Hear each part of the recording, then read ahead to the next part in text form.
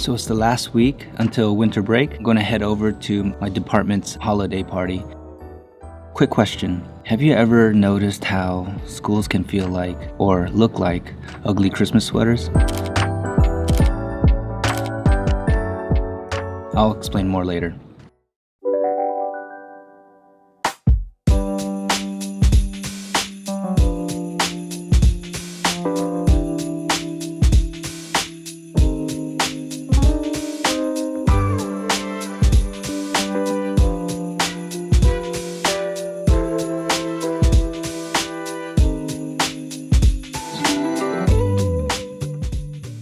For those who might not know, ugly holiday sweaters are part of a festive tradition for the holidays, and they are supposed to be tacky and garish. You'll find holiday themed elements that seem to randomly be thrown on all over the sweater. I've never gotten into them until my favorite sports team started making them, like this one. Then I was all in. So today I'm going to use the ugly holiday sweater as a metaphor of how some schools are bombarded with new initiatives, new curriculum programs, and recommendations from consultants and other education leaders every year or every couple of years. Schools become jam-packed with new programs and an overload of initiatives, like how these sweaters are overloaded with holiday-themed decorations. According to Dr. Linnell Powell, an elementary school administrator, 3 things happen when there is initiative overload at a school. First is that this causes feelings of frustration among the school community. It also causes mass confusion. She states that this happens because faculty and staff are unaware of what exactly is important and the resources that are aligned to addressing those areas. And last, there is a lack of enthusiasm for instructional decisions. There's frustration, very little buy-in, and a lack of motivation, inspiration to do the work. But why all these initiatives? Due to the climate of change in the world, schools are being forced to change, from using traditional teaching and learning approaches to ones that are more aligned with the learning that happens in our current and future lives and work. So there are real reasons for these initiatives, but it's getting ugly. These ugly sweater school scenarios get even uglier and more complicated. When you consider the fact that administrators, leaders, coaches, and even teachers have their own agendas that they try to push, sometimes ignoring what is actually needed for the collective good of the school community.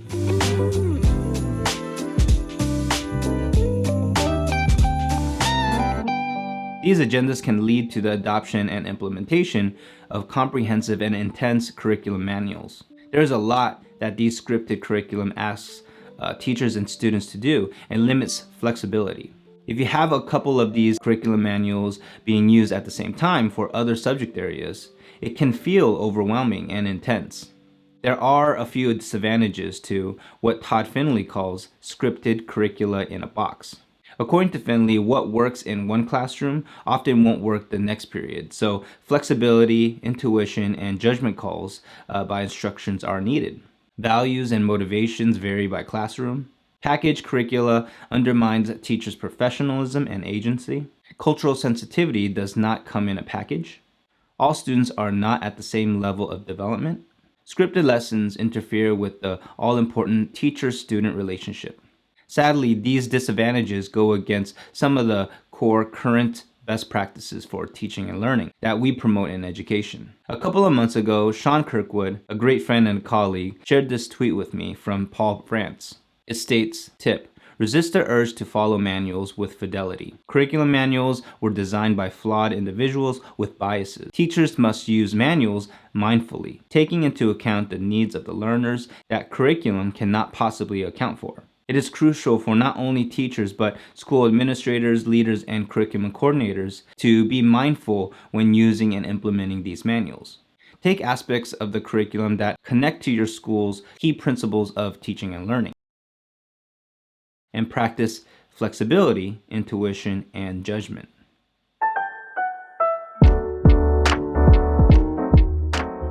This is the same for consultants who come in and make recommendations that lead to new initiatives. It is very important for all school stakeholders involved in these consulting opportunities to again be mindful when listening to recommendations, because consultants don't know the full picture of your school or fully understand the needs of the school as its stakeholders do. We need to use analytical skills where we think critically of the information we receive from consultants, find what is relevant to your school, and then make difficult decisions, not just do exactly what the consultant communicates.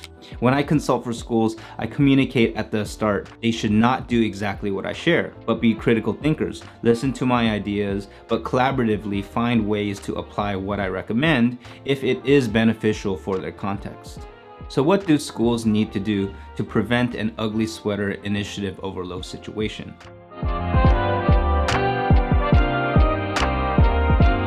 We all know that these initiatives are important to teaching and student learning. However, initiatives need to be based on a main purpose, a goal, or what Dr. Linnell Powell describes as a clear vision that includes instructional goals that are both challenging and within reach, that all faculty within a school understands and works towards. Once you have this clear, shared vision, you can then see what initiatives are key in helping the schools reach these instructional goals.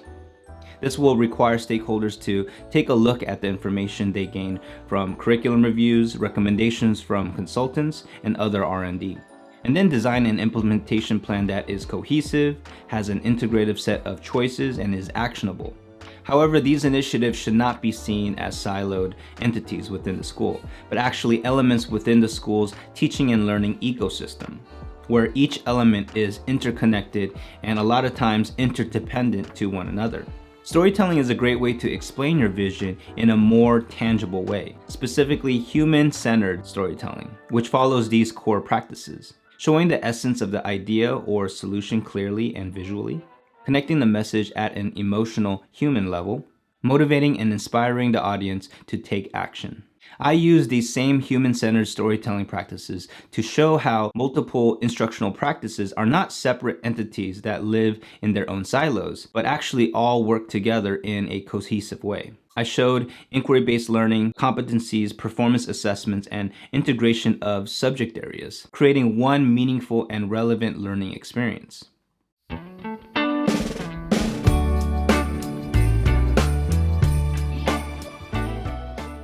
I believe another reason why initiative overload creates frustration, confusion, and lack of enthusiasm is because there is no strategy within a strategic plan for these initiatives. In his Harvard Business Review interview, Roger Martin, a world leader on strategy, states that most strategic planning has nothing to do with strategy. He talks about how a plan is more about focusing on things that we can control, like goals, initiatives, and budgets, all things that are comforting to plan for. However, if an organization wants to bring change, it needs to develop a strategy.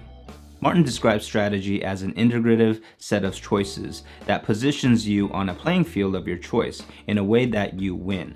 Basically, strategy brings change and actual impact, whereas planning is more about a checklist of steps. It is easier to evaluate whether or not you checked off a step from a checklist than to evaluate whether or not the choices made actually led to winning or actual change and impact. By having a strategy, this will, in Martin's words, give your organization the chance to do something great.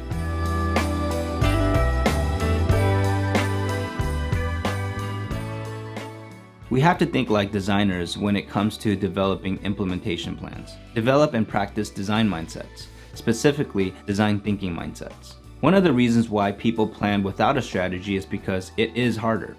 Martin states that you don't have control over who benefits and how much they benefit from the strategy. You can't guarantee the strategy will work, which causes angst. Due to uncertainty, it's important to embrace ambiguity, understanding that it will be uncomfortable not knowing what will happen, but accepting willingly that this is part of the process. Here are some other design thinking mindsets that would be beneficial when designing implementation plans. Bias towards action. Be action-oriented and actually make ideas into reality rather than just thinking and planning. This bias allows us to learn from doing. Embrace experimentation. Allow for prototyping, piloting, testing, and iteration of specific parts of your plan to help you come up with a final tested strategy. Radical collaboration. Collaborating with all types of stakeholders to create an implementation plan. A team with diverse backgrounds, experiences, roles, and responsibilities, so that the problem is approached with different perspectives, resulting in more creative solutions.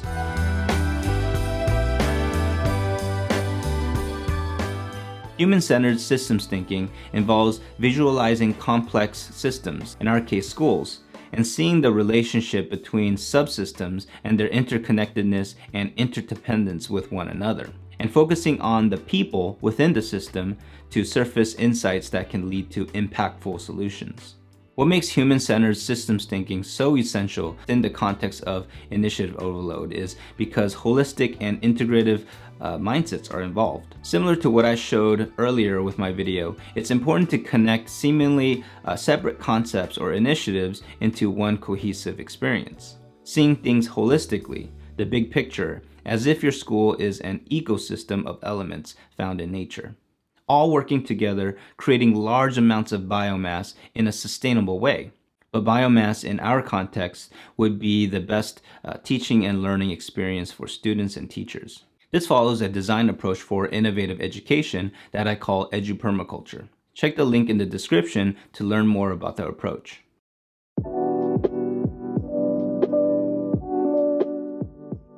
As a designer, you also have the power to subtract. In his article for ASCD, The Power of Doing Less in Schools, Justin Reich, an associate professor at MIT, introduces the idea of subtraction, subtracting instead of adding.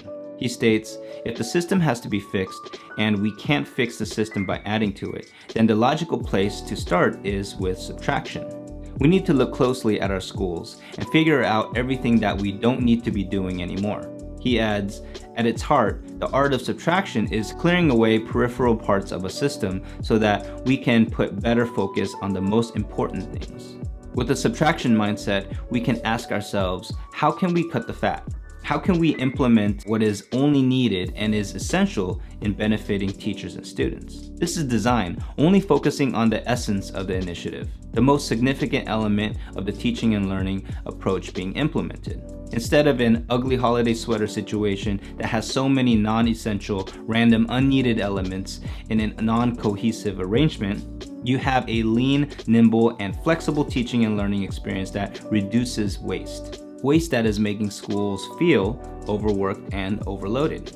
An example of this could be the implementation of curriculum manuals. Let's say the plan is to implement curriculum manuals for each core subject: math, social studies, science, ELA. And the reason for this is to embed inquiry-based learning experiences.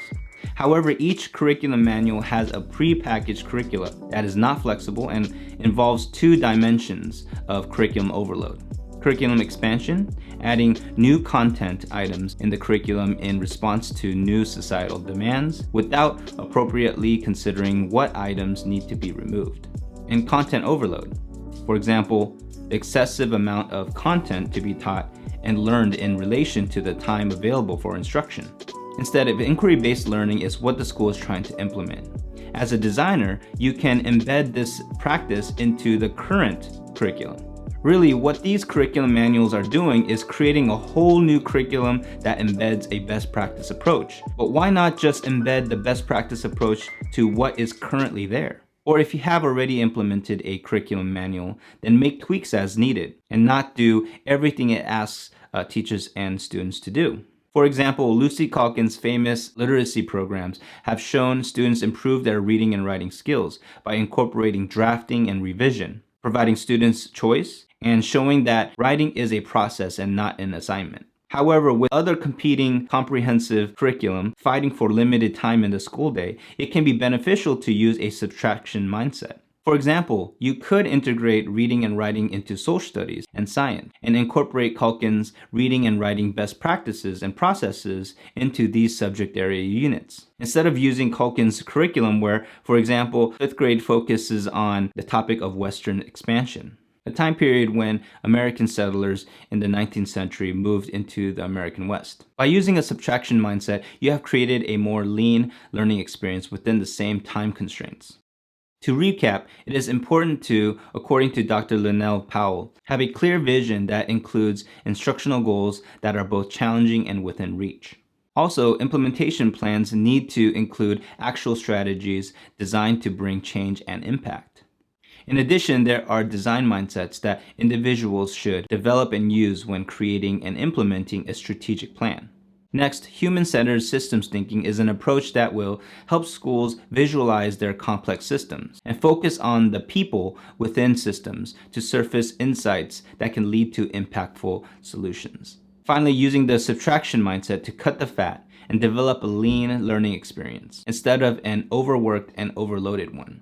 I understand why schools have these initiatives. It's a way of saying, look at us, look at what we are doing. And this is needed because of the competitive climate of getting students into their schools and for funding. However, without a design mindset and a perspective for initiative implementation, it can just look like an ugly holiday sweater situation. Thank you so much for watching. Hope you enjoyed this video. I recommend checking out the work of Michael Fullen, who has identified 4 drivers for change: capacity building, collaborative effort, pedagogy, and systemness. Link to his work will be in the description. Thank you again. Hit the like button and subscribe to the channel for more videos like this. Until next time, stay perpetually in beta, and I'll see you on the next one. Peace.